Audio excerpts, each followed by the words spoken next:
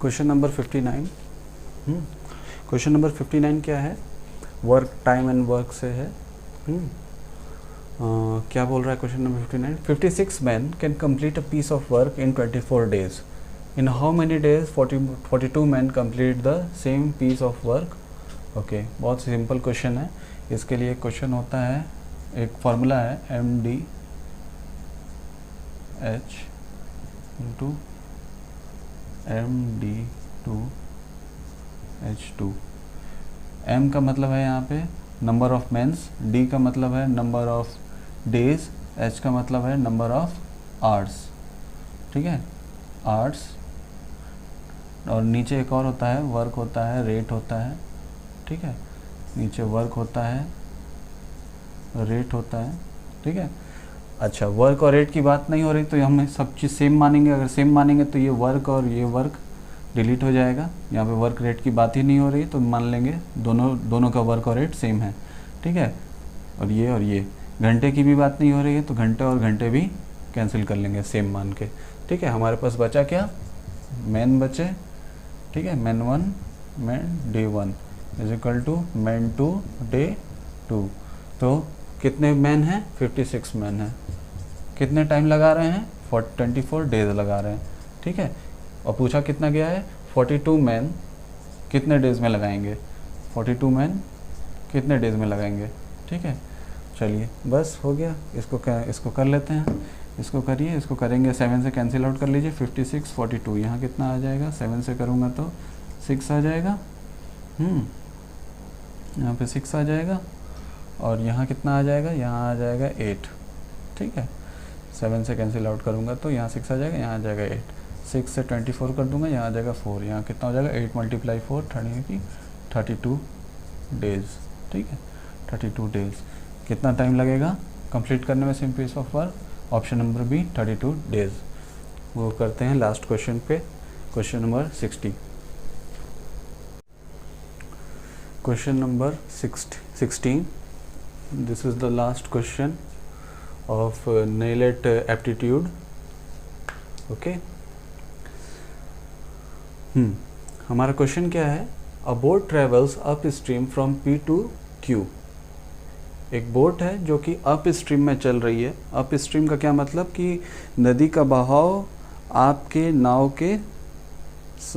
नाव के अगेंस्ट में है। कहने का मतलब कि अगर आपकी नाव है, ठीक है, वो पानी के बहाव में नहीं चल रही है, पानी के जो बहाव इस साइड है और आपकी नाव इसके अगेंस्ट चल रही है, तो इस वक्त जो स्पीड होगी और ये जो पानी की जो स्पीड होगी इसको कहेंगे अप स्ट्रीम। यानी कि आप पानी के अगेंस्ट नाव को चला रहे हो। ठीक है, और जब पानी का भी स्ट्रीम और नाव की जो स्पीड है, अगर पानी की स्ट्रीम आपकी नाव की स्पीड के साथ चल रही है, हाँ, मतलब कि आपकी नाव की स्पीड भी साथ में सीधे चल रही है और पानी भी उसी दिशा में आपके साथ चल रहा है, तो उसे कहते हैं हम लोग डाउन स्ट्रीम। ठीक है, अच्छा, देखिए, मान लीजिए आपकी नाव की स्पीड v है। आपकी नाव की स्पीड v है। ठीक है, आपकी नाव की स्पीड v के स्पीड से चल रही है। ठीक है, v के स्पीड से आपकी नाव की स्पीड चल रही है, नाव चल रही है, और पानी का फोर्स, पानी की जो स्पीड है वो आपके अगेंस्ट चल रही है। ठीक है, अगर आपकी नाव की स्पीड चल रही है पानी के साथ और पानी की स्पीड अगेंस्ट चल रही है आपके नाव के, तो क्या होगा? आपकी स्पीड कम होगी। आपकी स्पीड कम होगी। तो अगर मैं पानी की स्पीड को u मानूं और आपकी v की जो स्पीड है, v को क्या मानूं? बोट की स्पीड। तो मैं कह सकता हूं कि दोनों की स्पीड एक दूसरे के साथ क्या करेगी? क्लैश होगी। क्लैश होगी तो क्या होगी? v माइनस u हो जाएगी स्पीड। जो भी स्पीड होगी बोट की, उसमें से अप स्ट्रीम की जो स्पीड होगी उसमें से माइनस होगी, तभी ना बोट चलेगी। धीरे धीरे चलेगी। आपने देखा होगा जब आप नदी में नाव के ऊपर बैठते हैं, अगर स्ट्रीम आपके अगेंस्ट होती है तो स्पीड कम हो जाती है नाव की। ठीक है, तो उसे हम लोग कहते हैं अप स्ट्रीम। और डाउन स्ट्रीम क्या है? जब आपकी नाव भी उस नदी के फ्लो, पानी के फ्लो के साथ अगर आगे बढ़ रही है तो उसे हम लोग कहते हैं डाउन स्ट्रीम। तो आपकी स्पीड जो कि v है और जो नदी के जो पानी की जो स्पीड है, जो पानी के साथ चल रही है, उसकी स्पीड u है। तो यानी कि दोनों की स्पीड क्या हो जाएगी, ऐड हो जाएगी। तो उसे हम लोग कहेंगे डाउन स्ट्रीम। यानी कि डाउन स्ट्रीम की स्पीड को कैसे हम लोग डिनोट करते हैं, v प्लस यू, और अप स्ट्रीम को कैसे डिनोट करते हैं, v माइनस यू। ठीक है, अच्छा इस चीज़ को ध्यान में रखिएगा अभी। अच्छा, अब क्या बोला जा रहा है कि a boat travels up stream from P to Q। एक जगह है P और Q, दो पॉइंट हैं नदी में ही, ठीक है, नदी में दो पॉइंट हैं, ठीक है, उसमें एक बोट है जो कि ट्रैवल कर रही है। ये P पॉइंट है और ये Q पॉइंट है, ठीक है, और पानी का जो बहाव है इस साइड है और आपकी बोट इस साइड आ रही है। P टू Q वो किस में चल रही है, अप स्ट्रीम में, यानी कि उसकी स्पीड क्या होगी, v माइनस यू होगी, ठीक है, v माइनस यू होगी, ठीक। तो v जो स्पीड है इसको हम लोग कहते हैं speed of A boat in still water. Still water में स्पीड कितनी है, v है, और करंट की स्पीड क्या है, करंट की स्पीड क्या है, मतलब पानी का बहाव u है, करंट की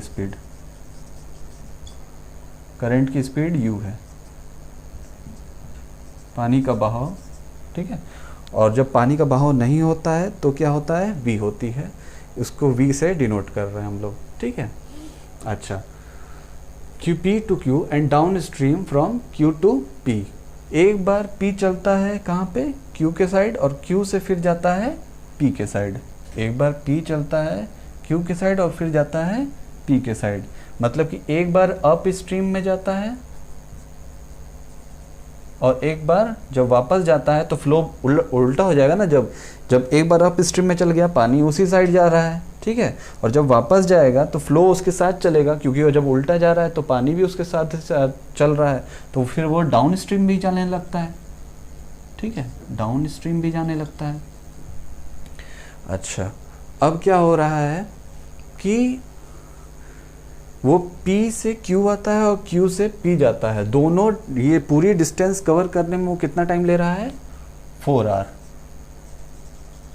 4 आवर टाइम लेता है, ठीक है, इस पूरी डिस्टेंस को कवर करने में। If the speed of boat in still water is 12, यानी कि स्टिल वाटर हमें किसे बोल रहे थे, V को बोल रहे थे, हाँ, जब बहाव नहीं होता है तो क्या है वो 12, ठीक है। और जब करंट की स्पीड क्या है, करंट की स्पीड इसमें बोला गया है and the speed of current is 4, और करंट की स्पीड मैंने क्या बताया है, 4, ठीक है, करंट की स्पीड क्या है, 4। अच्छा, जब एक बार वो अप स्ट्रीम में चलता है तो अप स्ट्रीम का क्या है फॉर्मूला, v माइनस यू, यानी कि जो बोट की स्पीड है और जो करंट की स्पीड है वो क्या करेगी, क्लैश होगी, और जब क्लैश होगी तो जो बोट की स्पीड है क्या हो जाएगी, करंट की स्पीड से माइनस होगी। तो 12 में से 4 माइनस करेंगे तो करंट की स्पीड क्या आएगी, 8, ठीक है। और जब डाउन स्ट्रीम में चलने लगेंगे, यानी कि करंट भी हमारे साथ चलेगा, तो क्या होगा, दोनों की स्पीड क्या हो जाएगी, ऐड, v प्लस यू, तो 12 प्लस 4 कितना हो जाएगा, 16, ठीक है। अच्छा, अब क्या है कि पूछा क्या गया है, then what is the distance from P to Q, यानी कि हमें P से Q तक की हमें क्या बतानी है, डिस्टेंस बतानी है। हमें पता चल गया कि अप स्ट्रीम में कितनी स्पीड थी, 8, और डाउन स्ट्रीम में स्पीड कितनी थी, 16, ठीक है। अच्छा, अब क्या है कि हम कैसे पता करते हैं, स्पीड का क्या फॉर्मूला है, speed equal to distance upon time, speed equal to distance upon time, ठीक है। हमको क्या चाहिए, हमको चाहिए डिस्टेंस, ठीक है, टाइम, स्पीड के बारे में हमको मालूम चल ही गया है, ठीक है, अप स्ट्रीम में 8 स्पीड है और डाउन स्ट्रीम में 16 है। अच्छा, तो हम इसको ऐसे लिख सकते हैं, T is equal to D by S, T is equal to D by S, इस S को उधर और T को इधर, S को इधर और T को उधर कर सकते हैं, ठीक है। अब देखिए t is equal to distance equal to इतना इतना, ठीक है। मान लीजिए p से q जाने में कितना टाइम लगा, t1, ठीक है। और डिस्टेंस तो एक ही है, डिस्टेंस दोनों साइड की, यहाँ से p से q जाइए या q से p जाइए, डिस्टेंस तो सेम रहेगी, ठीक है, डिस्टेंस सेम रहती है। ऐसे ही इतना ही d ही लिख देते हैं उसे। और स्पीड कितनी है, स्पीड अप स्ट्रीम के साइड जब हम अगेंस्ट ले गए हैं नदी के तो नाव को, तो कितनी स्पीड है, 8, स्पीड कितनी है, 8, ठीक है, ठीक।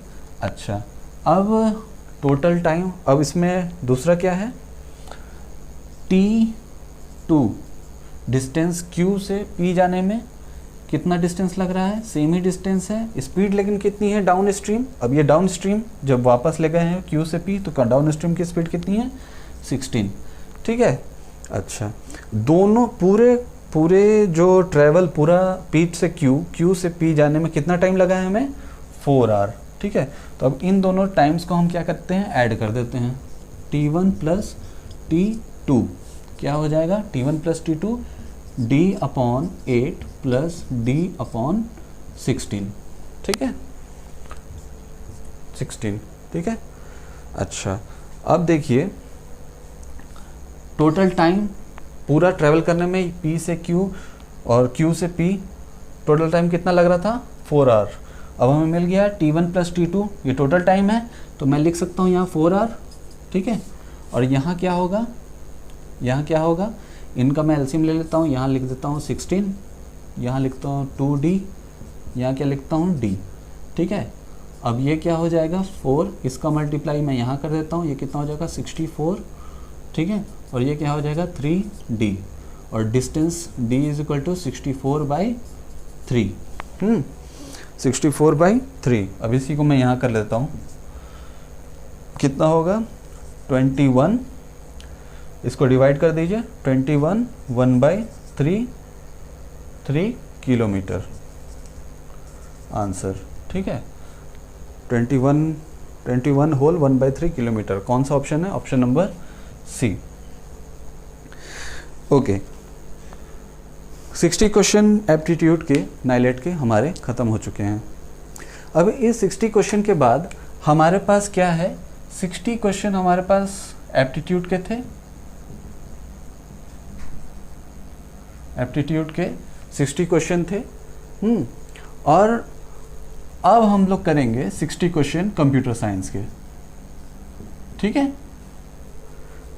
अब हम लोग करेंगे 60 क्वेश्चन कंप्यूटर साइंस के, ओके। 120 क्वेश्चन आते हैं हमारे नाइलेट के पेपर में, 60 क्वेश्चन यहीं पे ख़त्म होते हैं एप्टीट्यूड के। नेक्स्ट वीडियो में आपको मिलेंगे कंप्यूटर साइंस से रिलेटेड 60 क्वेश्चंस, ठीक है। चलिए।